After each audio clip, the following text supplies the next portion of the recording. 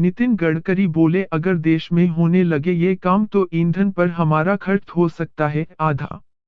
नितिन गडकरी ने पेट्रोल और डीजल के विकल्पों को ढूंढने और उन्हें अपनाने पर जोर देते हुए कहा कि मेथनॉल डीजल का विकल्प है और यह डीजल से सस्ता भी है। साथ ही डीजल इंजन को मेथनॉल से चलने वाले इंजन में बदलने की तकनीक भी मौजूद है। केंद्रीय सड़क परिवहन और राजमार्ग मंत्री नितिन गडकरी का कहना है कि देश को पेट्रोल डीजल की बढ़ती कीमतों से मुकाबला करने के लिए ईंधन के वैकल्पिक स्रोतों के प्रयोग का पता लगाना होगा। साथ ही माल ढुलाई जल मार्गों को बढ़ावा देना होगा क्योंकि यह यातायात का सबसे सस्ता माध्यम है।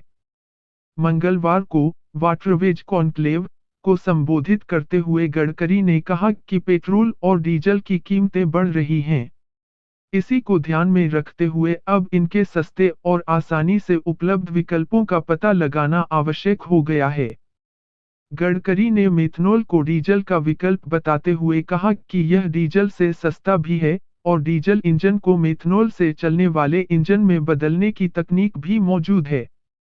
केंद्रीय मंत्री ने कहा कि असम प्रतिदिन 100 टन मेथनॉल का उत्पादन करता है। इस उत्पादन को 500 टन प्रतिदिन किया जाएगा। तकनीक में बदलाव कर अगर डीजल इंजनों को मेथनॉल इंजनों में बदला जाए तो इसका फायदा असम को होगा। उन्होंने कहा कि मेथनॉल के इस्तेमाल से फ्यूल की लागत 50% तक घट जाएगी।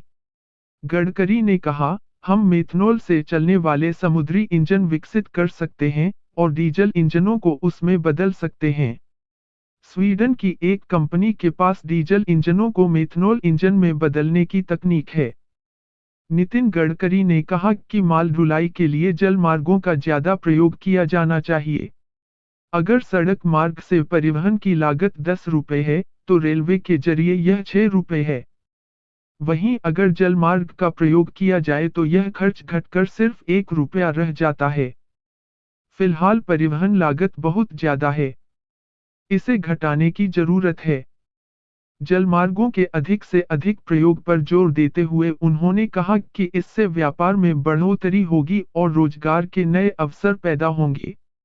नितिन गडकरी ने केंद्रीय बंदरगाह, नौवहन और जलमार्ग मंत्री सर्बानंद सोनोवाल को मेथनॉल के प्रयोग के बारे में विचार करने और जलमार्गों से ज्यादा माल ढुलाई के विकल्पों पर गौर करने का सुझाव दिया। Thank you.